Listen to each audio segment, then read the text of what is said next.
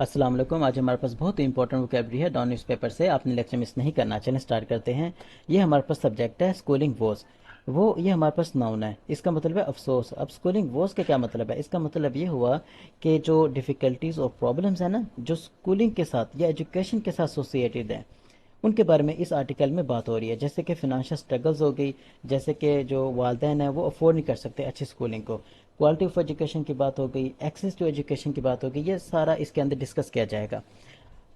अब हम अपने मेन टॉपिक की तरफ आते हैं। यहाँ से स्टार्ट करते हैं। While there are myriad issues being faced by the common man, economic crisis is a major concern for everyone with zero exception। देखें जी, myriad इसका मतलब क्या है, इसको आप अंडरस्टैंड करें। इसका मतलब है काउंटलेस मैनी। अब बात हो रही है कि जो कॉमन मैन है ना, जो एक आम आदमी है, उसको बहुत ज़्यादा इश्यूज़ का सामना है। ठीक है, एक तरफ तो उससे बहुत ज़्यादा इश्यूज़ का सामना है और दूसरी तरफ बात हो रही है economic crisis is a major concern for everyone. Concern Urdu में इसका मतलब होता है तशवीश, यानी कि एग्जैक्टी, एप्रीहेंशन, डिस्ट्रेस या अनइजीनेस की बात हो रही है। अब इकोनॉमिक जो बहरान है ना, क्राइसिस, ये क्या है? एक मेजर कंसर्न है, एक मेजर तशवीश है, एक मेजर परेशानी है। किसके लिए? For everyone with zero exception, तमाम के लिए, विद ज़ीरो एक्सेप्शन, यानी कि इससे कोई भी नहीं बचा हुआ। एक्सेप्शन इसका मतलब है रियायत, यानी कि किसी को कोई रियायत नहीं।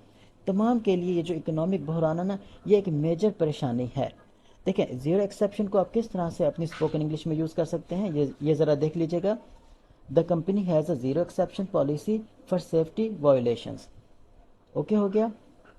अब आगे आ जाएं। Those from the underprivileged class have to choose between making ends meet and sending their children to expensive private schools। देखें जी, अंडर प्रिविलेज इसका मतलब होता है पिसमानदा, यानी कि गैर मराद याफ्ता क्लास की बात हो रही है। जैसे कि middle class, upper middle class. ठीक है, कुछ लोग बहुत ज़्यादा गरीब होते हैं, कुछ बहुत ज़्यादा अमीर होते हैं। ये मुख्तलिफ क्लासेस हैं। ये जो हमारी सोसाइटी है, ये मुख्तलिफ क्लासेस में बटी हुई है। अब बात हो रही है पिसमानदा और गैर गैर मराद याफ्ता क्लास की। उनको क्या करना पड़ता है? हैव टू चूज़, उनको चूज़ करना पड़ता है। देखें, यहाँ पर यूज़ हो रहा है हैव टू। हमारे पास होता है एक हैज़ टू और हैव टू। इनको हम किस वक्त यूज़ करते हैं? हम इनको उस वक्त यूज़ करते हैं जब कोई काम करना हमें पड़ता है, हमारी मजबूरी होती है।